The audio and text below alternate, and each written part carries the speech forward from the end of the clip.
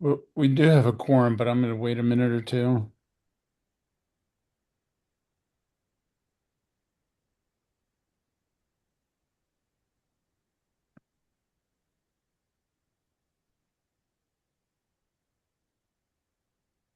When's our next, after this, when are you thinking we're gonna have another meeting? Well, not next week, I hope. No, next week is school vacation week, so I figure we should skip that. And then Right.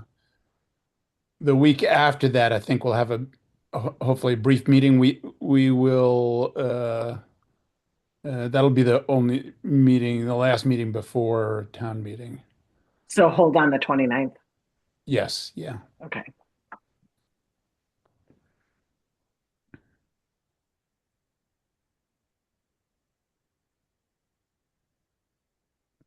Guessing we're going to get one or two more, but I'm not 100% sure. But we do have a quorum, so we're okay. All right, so Gavin just joined. So why don't we go ahead and start? Uh, I'm going to read the uh, blurb. Following the guidance issued by the Commonwealth in March of 2023 regarding the open meeting law, this public meeting will be held remotely, and individuals wishing to participate may do so by utilizing Zoom video conferencing technology. Uh, so I'm going to go out of order, but I thought I would like to get the minutes approved before we do anything else. So we have four sets of minutes that everybody should have gotten. And maybe we can go through them. Hopefully people have had a chance at least to kind of glance at them. Uh, March 5th. Are there any issues or corrections or problems? If not, does someone want to make a motion to accept the minutes? I move to accept. Great. And a second? Second. Great. So, Kevin, Yes. uh, Gavin, Yes. Dick, Yes. Nina. Yes, I believe I was there for that one. I'm just double checking, but yes, I'm Okay. pretty sure. Mish, Yes. Marty, Yes. and I'm a yes. Sarah, we're voting on the March 5th minutes. I'm a yes. I read Okay, great. it. Okay. So that's the first one. The second one is the 18th, March 18th. So, if there are there any corrections or concerns people have about March 18th? If not, can I get a motion to accept? So moved. Thank you. And a second. Second. Great. Marty, Yes. Mish, Yes. Gavin, Yes. Dick, Yes. Nina. Absent that day. Okay. Kevin, Yes. Sarah, Yes. and I'm a yes. Great. So two more. March 25th. Again, corrections, concerns. And if not, can I get a motion to accept? Motion. Thank you, Kevin. A second? Second. Great. Marty, Yes. Mish, Yes. Gavin, Yes. Dick, Yes. uh, Nina, Yes. Sarah, Yes. Kevin, Yes. and I'm a yes. Great. So the last one's March 30th. Corrections, concerns, and if not, a motion, Marty. I just had, I think it's a typo, Mish. Oh, probably. Article 22 is the one that relates to that easement at Tubrec Drive. I believe it's Oh, yeah. WRECK. Yeah, sorry about that. Thanks for catching that. Good. Easement, got it. All right, I'll fix that. Okay. A motion to accept with that correction. So moved. Thank you. In a second. Second. Second. Great. Marty, Yes. Mish, Yes, Gavin, Yes. Dick, Yes. Nina, Yes. Sarah, Yes. Kevin. I wasn't here that meeting. Okay. And I'm a yes. All right, great. So with that out of the way, I'm going to go out of order since Carol has joined us. And as you remember, there were two articles offered by the planning board, 18 and 19, that uh, final wording had not been, or the wording had not been, excuse me, not been finalized. And the planning board needed to have a hearing in order to then uh, do their final vote on the wording. So that has now occurred. The planning board has voted Monday at their meeting. Uh, and the two articles were the uh, ADU article uh, and the um, site plan review article. The ADU article, I think we voted on as a committee with the understanding that the changes that were being offered were only done to bring us into compliance with some thoughts offered by the state. So that one, we have a vote on that, and that is will be in the blue book. The site plan review article we did not vote on because it was unclear how much change there might occur in that article. So the article has now been, or the planning board has now had an open hearing, their hearing, has voted as a board to accept the wording. And Carol's here to explain to us kind of what the new wording gives us and what the questions might be. So, Carol, why don't you go ahead and start by just telling us a little bit about what the background is and what the article now says. Sure, great. Thank We you. we did distribute it so people have had a chance to look at it, but not in much depth because they just got it today. Yeah, no, and as we've talked about before, with zoning bylaws in particular, the devil's in the details of the actual wording and so forth. So last year at the town meeting, there was a citizen Article 28, that asked that the town approve the removal of site plan review from all accessory structures and uses in the residential area. So folks that were putting in pools and sheds, over 400 square feet, and garages and barns and stables and sports barns, uh, all required site plan review. And the article that was presented as a citizen's petition would have removed all that oversight. And and that did not pass. What we did promise was that we all knew that the site plan review, that all our zoning bylaws are terribly out of date, inconsistent, don't reflect best management practices, don't reflect the year 2026. They actually represent last century, and that it was going to be quite an effort to go through and look at all of our zoning articles, but we had to do that, and we've been talking about it for years. So we said at the time that we'd probably hire a consultant and get that done. It ended up that we didn't need to hire a consultant because we were able to hire Melissa Santucci Rosie, who I think you've all met and seen the wonders of Melissa.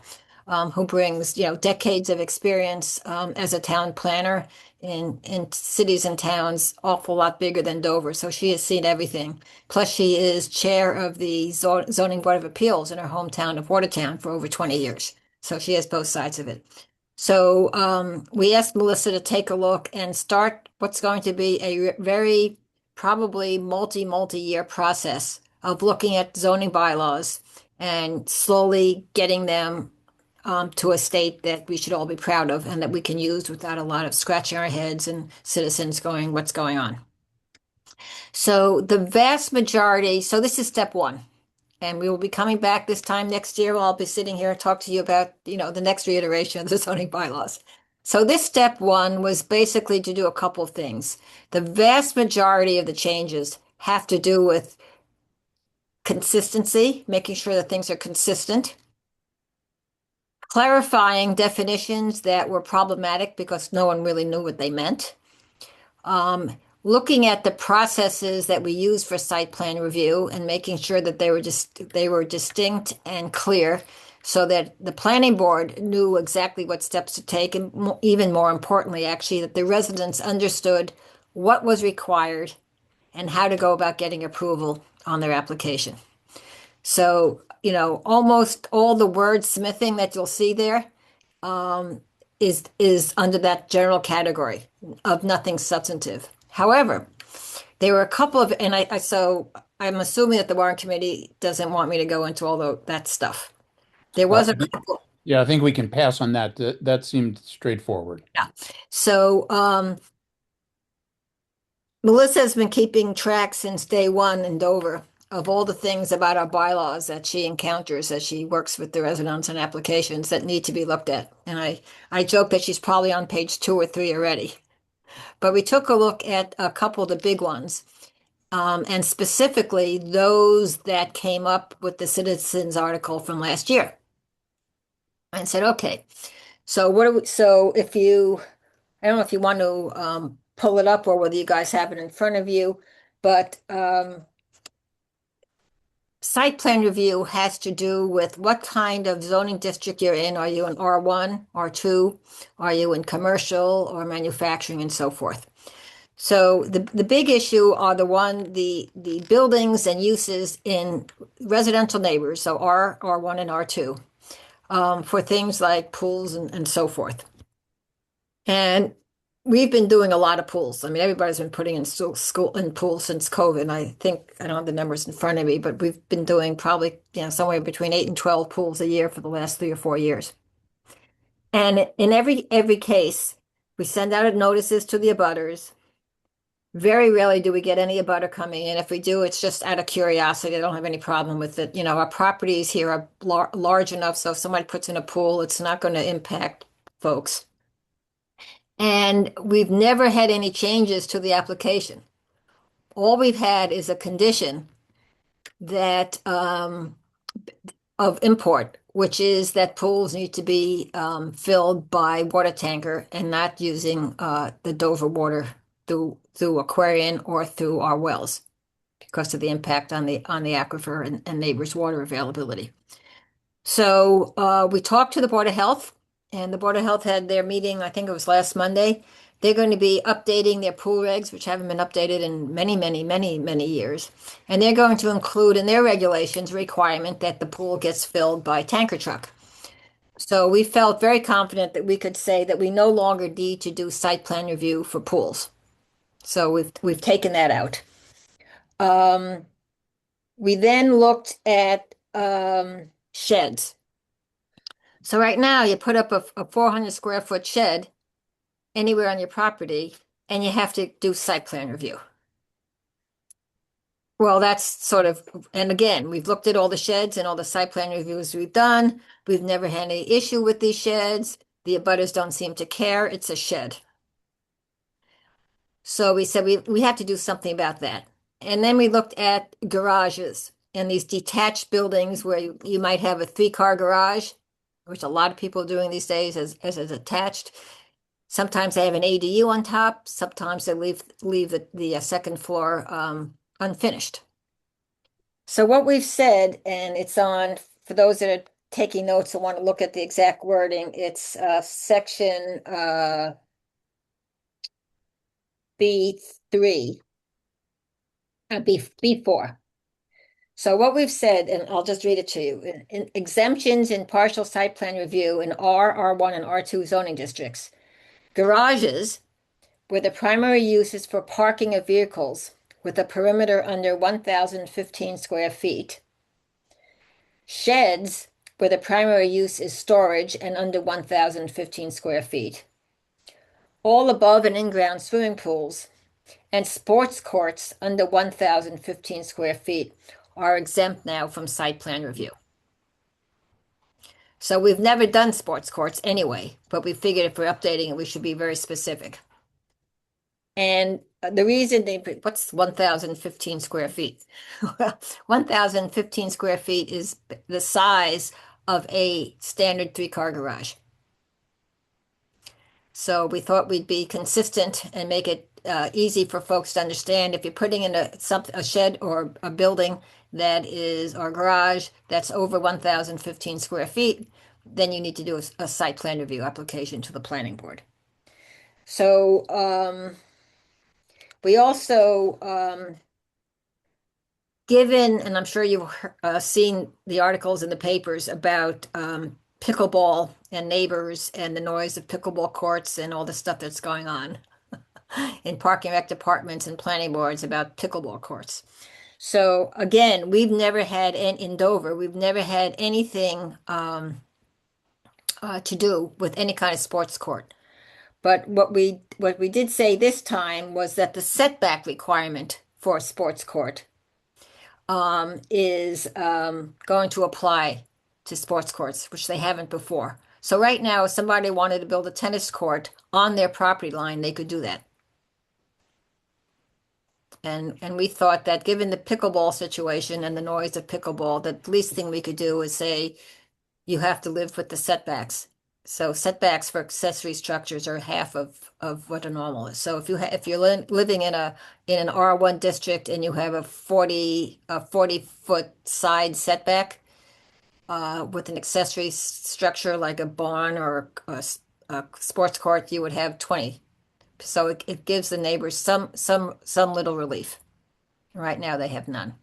So those are really, quite frankly, the major substantive changes that we have.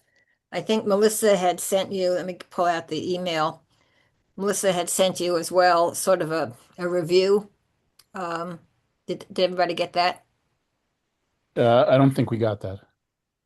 She sent it out at 1:40 p.m. to you, Woody. She sent it to you and me, Woody. Yeah, Yep, Nina, you got it too. Yep. Yep. Yes. sorry. Yep, she did. Okay, so it hasn't gone to everybody? No. Okay, so let me just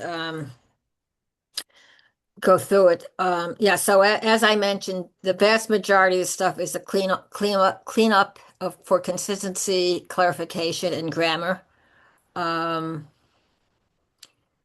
We updated the 185-10, which is our schedule of use. That tells you within all of our 9 or 10 different zoning districts what you can do, like ADUs and solar farms and windmills and all that kind of stuff. So we updated that to meet the state requirement for the ADU. For some reason, it was not included last year when we did our ADU bylaw. I just talked to you about this setback for sports courts. The residential accessory structures that will be exempt from partial site plan review, the pools and sheds and stuff under 1,015 square feet that I talked about. We clarified the definition of intensification of use. So those definitions are important. So for instance, I'll use Dunkin' Donuts as an example, which is 10 years ago now. But that frozen froyo place closed because they didn't have any business. And then Dunkin' Donuts came in and they wanted just to move in, do their building permit and so forth. And we said, no, the amount of business and traffic and trash and noise from a Dunkin' Donuts is going to be significantly increased over that of a froyo store. So for us, that was an intensification of use, which thereby gave us the legal ability to do a full site plan review for Dunkin' Donuts. That definition has been a little bit problematic over the years, so Melissa sort of tightened it up a bit. Because as you can imagine, there's some aspects of zoning bylaws that, as much as we try, are relatively subjective. So we did that. We clarified there was really a very wishy-washy section of the bylaw that talked about what to do if you were appealing a planning board decision. So it clarifies that the appeal, what the exact appeal process is for folks that want to appeal a full site plan or a partial site plan review by the planning board, and they appeal it to the zoning board of appeals. And it clarified that good management practice is that as-built plans, get submitted back to the town actually after the building is done, and that the as-built plans are compared to the approved plans to make sure that what they built is what was approved, and that really was not being done in any consistent way. So we've added a section that says that those as-built plans will come back to the planning board, and the town planner will confirm that the as-builts equaled what was approved. And that's really about it. So, Question for Carol.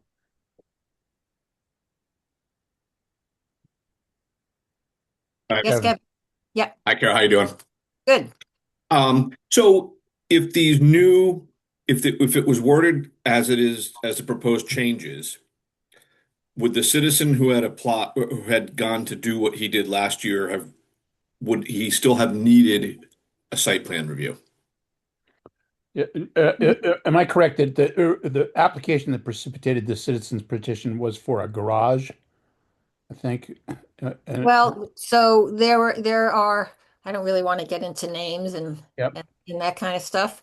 No, We no, no. we I'm just curious if that whatever was applied for would have then not have had requirement to do a site plan review given the new language.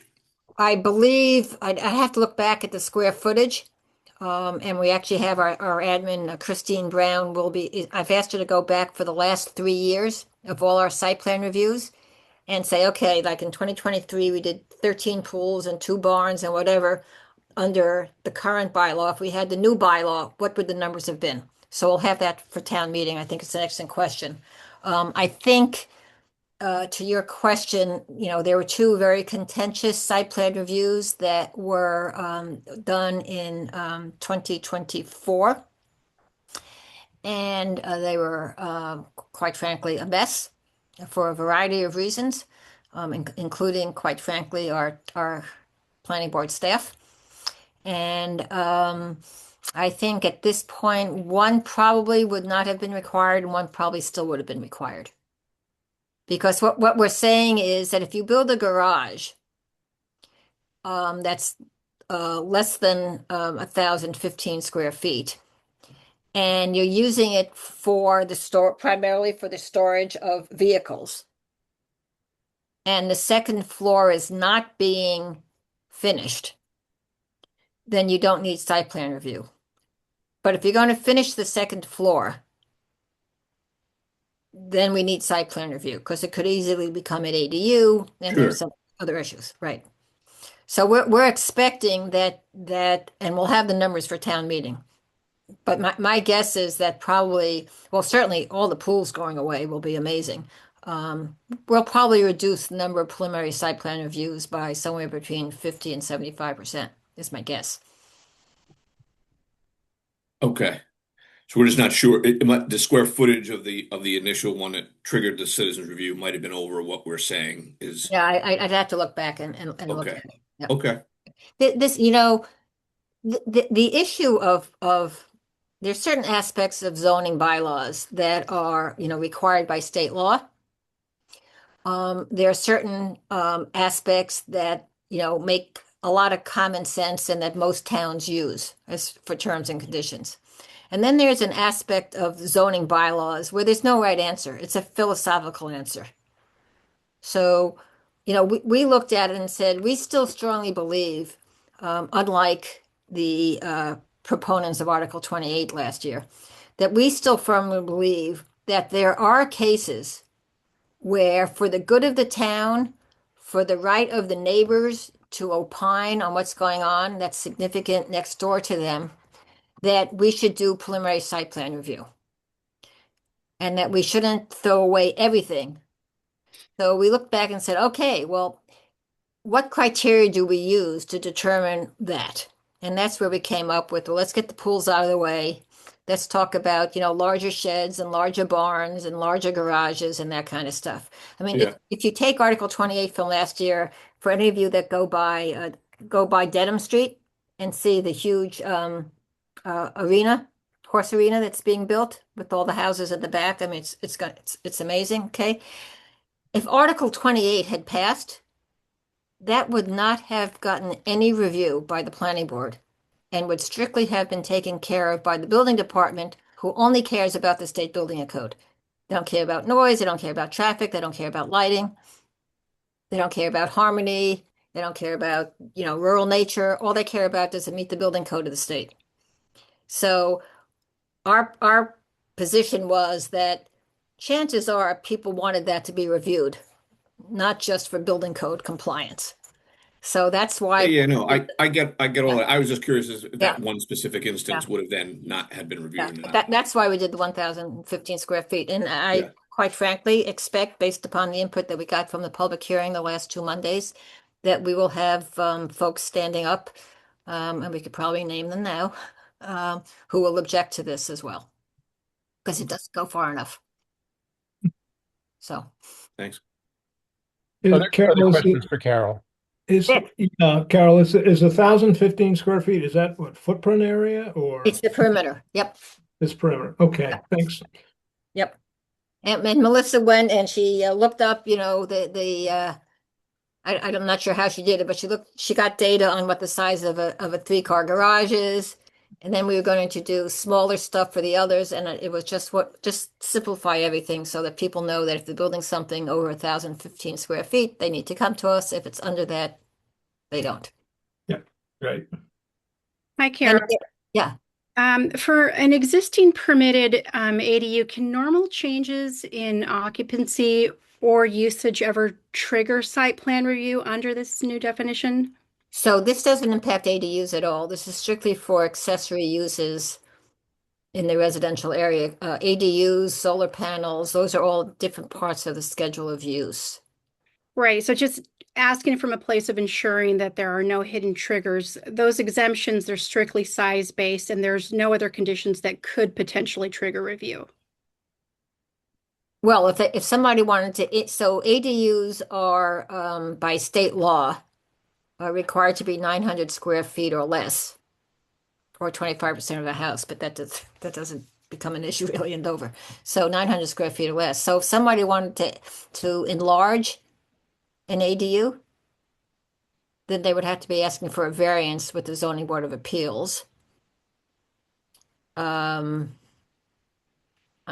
you give me other examples of what they might Well, want? just, yeah, trying to figure out if there's any discrepancy between as-built plans and what was approved, like who ultimately makes that determination, the town planner or the planning board or the ADUs? Not the planning board, it's the town planner in conjunction with the building inspector.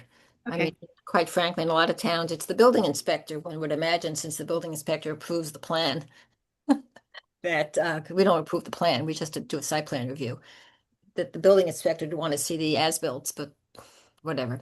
So if there are differences between an as-built plan and the built plan, then it would be a discussion to see what's going on. Thank you. No other questions for Carol? Right. Great. Any other discussion?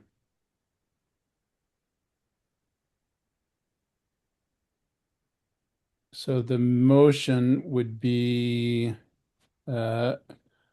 that the Warrant Committee recommends adoption of this bylaw change.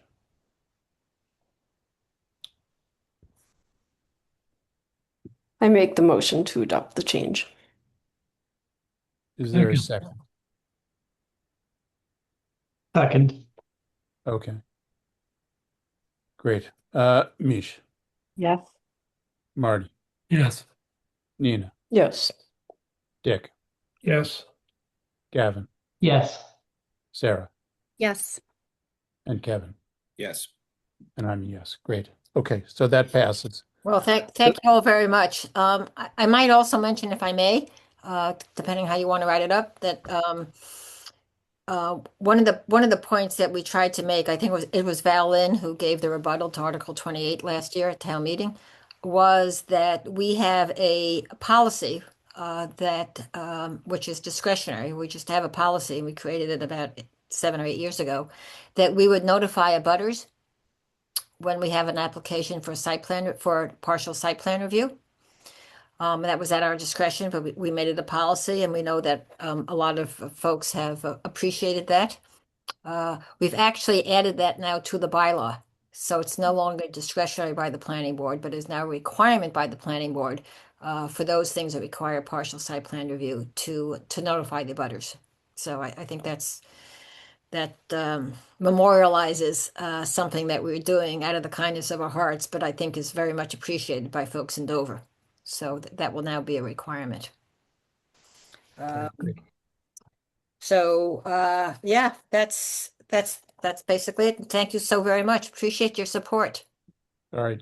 So Thank you, Carol. just it's complicated, and I don't know exactly how detailed you're going to get in your blue book, but if you want to go over any of the main points with Melissa, I'm sure she'd be glad to spend some time with Nina, whoever's going to be writing it up. Yep. We'll pass it by Melissa before we print it. It'll be a supplement to the blue book available as a handout at town meeting. Great. Okay.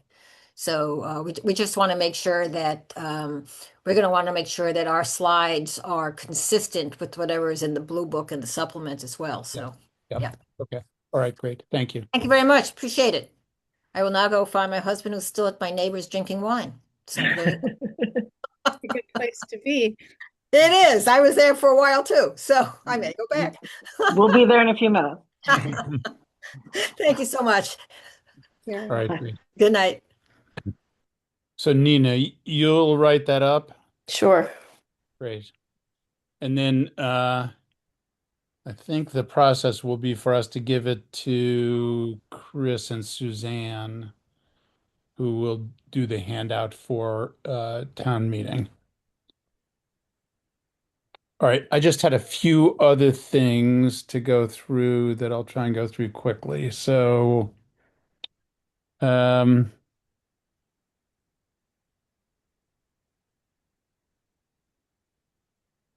I, preparation for town meeting. So we'll have one more meeting before town meeting. No meeting next week, which is school vacation week. So we'll have a meeting on the 29th, however, and that'll be the last meeting before town meeting. The town meeting is obviously the 4th. It starts at 7. We'll expect people there at 6:30. I guess it's traditional to say business casual, but I'm not sure I understand what that means. So I'll try and wear a collared shirt.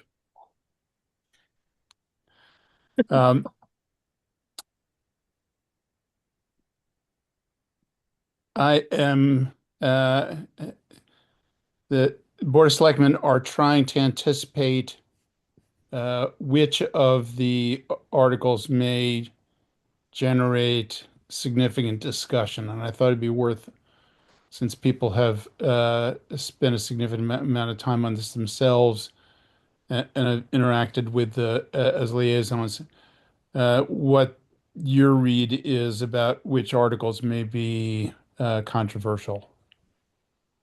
I think it's fair to say everyone anticipates that the fuel island will be controversial. But beyond that, other articles that you anticipate might generate some discussion.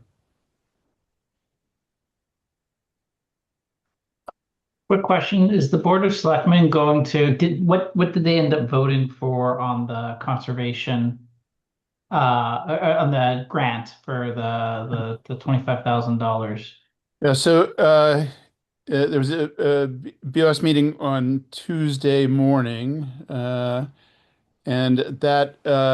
there was actually quite a bit of enthusiasm about the climate action plan, much more than had been expressed at prior meetings.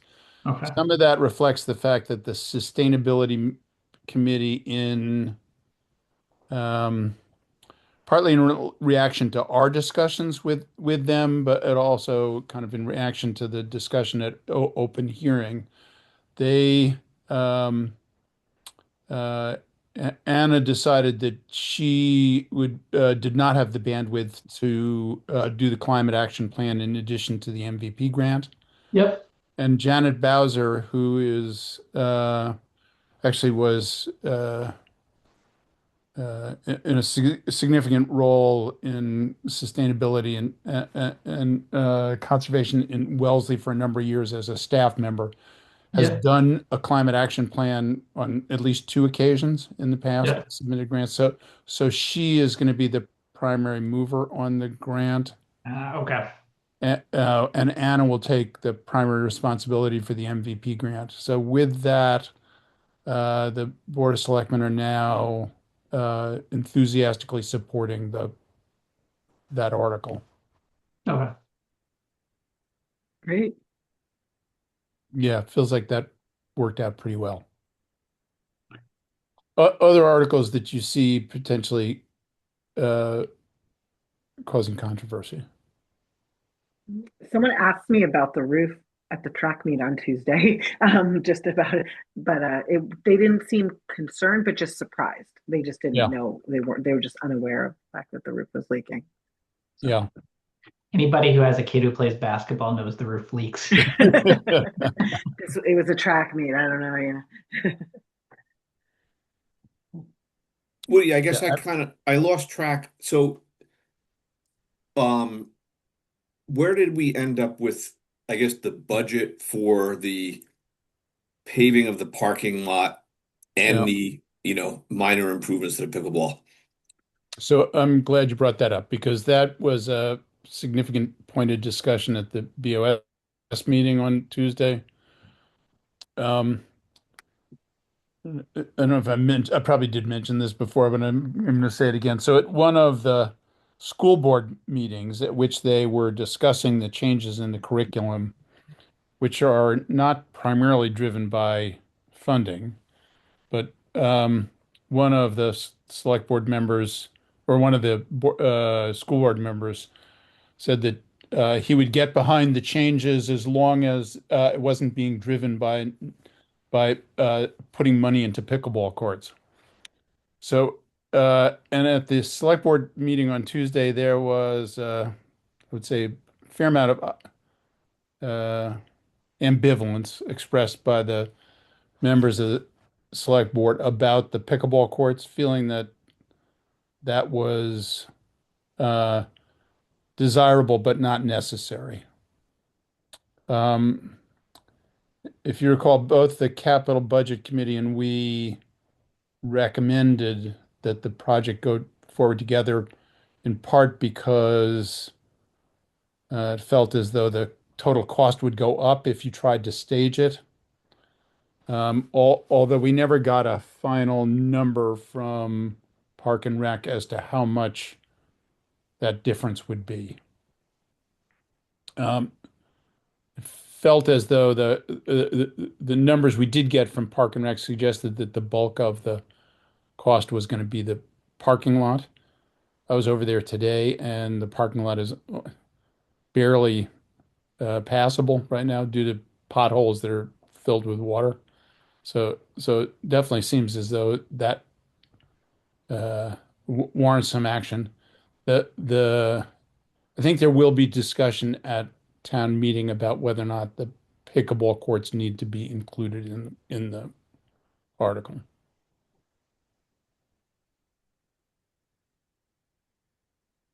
I will say I did find some grant opportunities that potentially might be reimbursed, enable us to reimburse the cost of the pickleball courts, but you have to allocate the money first, and there's some other stuff that you have to do. So, who knows? Mark is going to look into them a little bit more, to see if you can do it. And it certainly wouldn't base case estimate that you will get it or we will get it or we're even going to be fully eligible because there's some other aspects that need to go through, but. Um, all of the grants I could find require you to first allocate the money and assume that you're going to spend it. Right. It's also not inconceivable that money could be obtained to fund the parking lot uh, renovation as part of mitigation of climate change, because some of the what's happening to the parking lot is happening because of heavier rainfall episodes, and mitigating that is something that falls within uh, some grants that the state has been giving.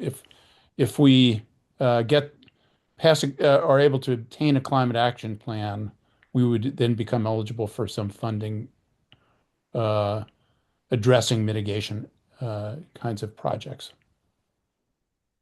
But neither of those are certain, so we'd be passing the articles without any guarantee of granting funding.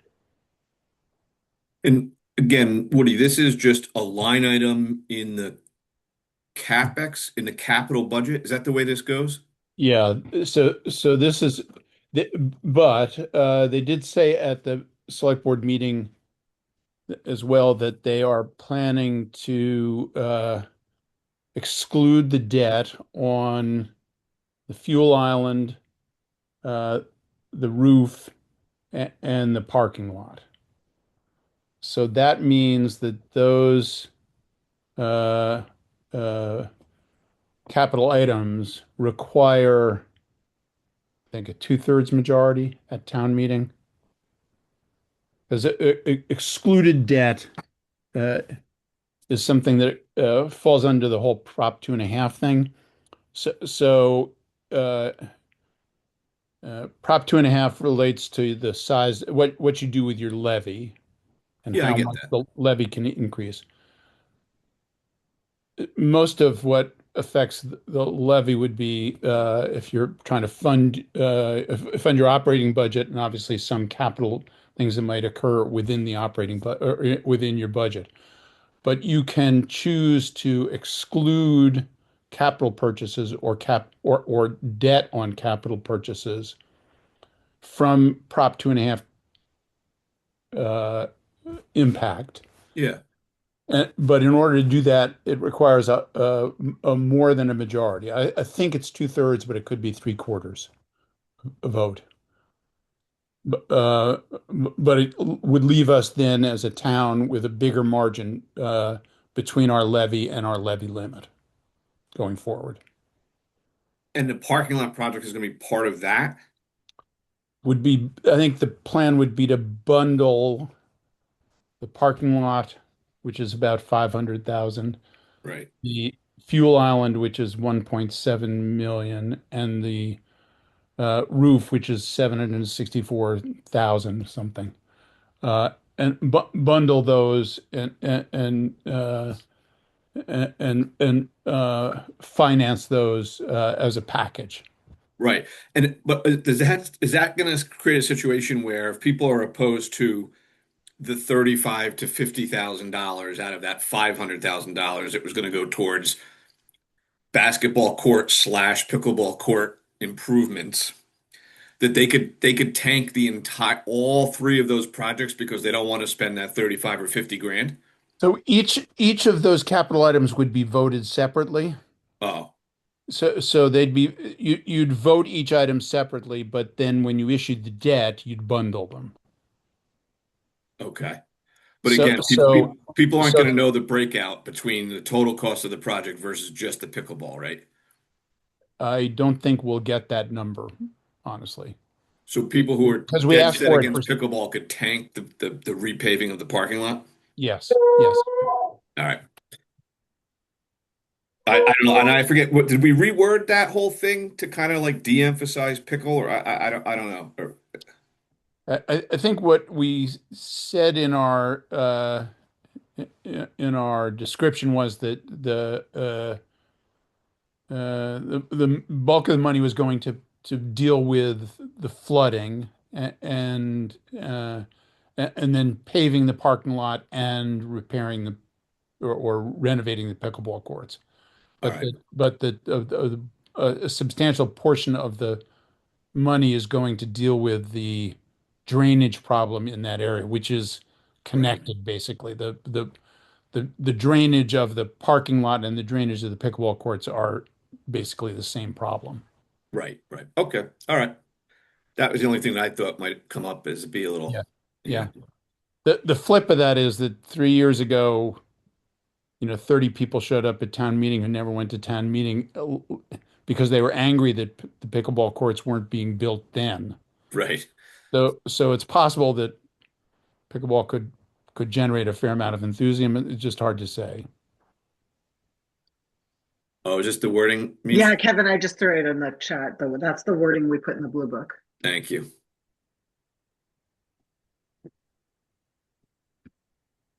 So any other articles that you anticipate provoking discussion?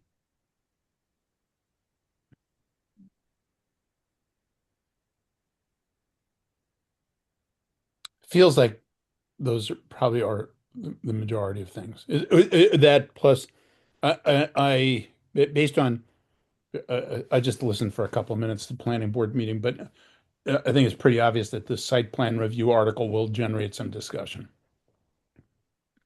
and opposition. Yeah.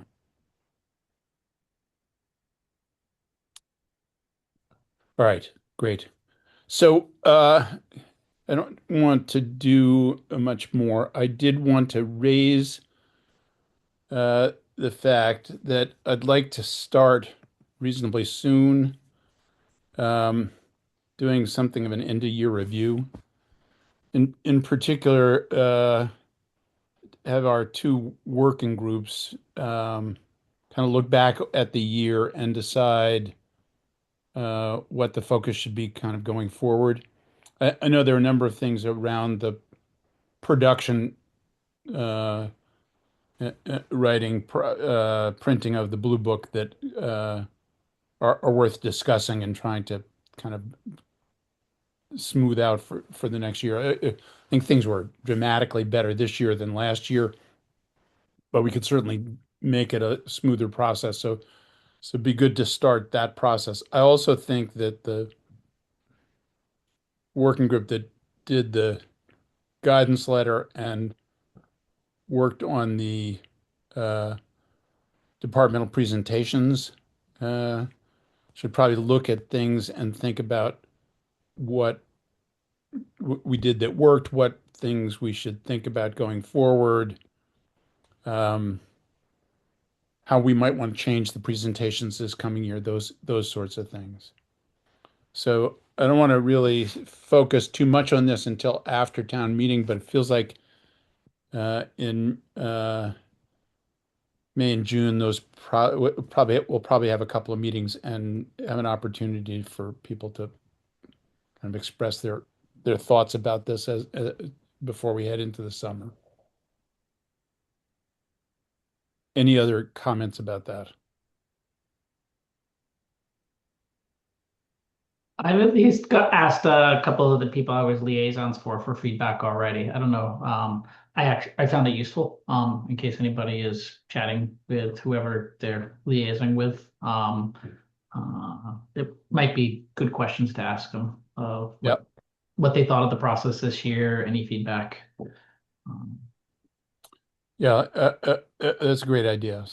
So start to solicit some direct feedback from the departments. I think that'd be great. I will tell you that I've heard from uh, Michael Blanchard as well as Chris and uh, members of the Board of Selectmen that their feedback, the feedback they've heard about the work of the liaisons has been uniformly positive. People feel like everybody did an amazing job kind of communicating, and that the liaison role has really been profoundly helpful to people this year. People were even expressing positive feelings about the KPIs. That's great. Yeah, no, I think that is great. I think it shows that the effort was worth it. We have a long way to go, obviously, but it feels as though most of the departments were actually positive and felt that they got something out of thinking about the KPI process.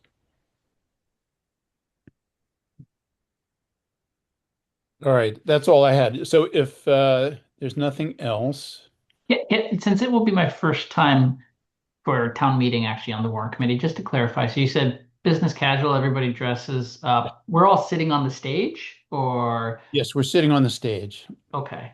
And The highlight is that Felicia will leave candy at the table for everyone. okay. So you'll have enough sugar to get you through. Gavin is black tie.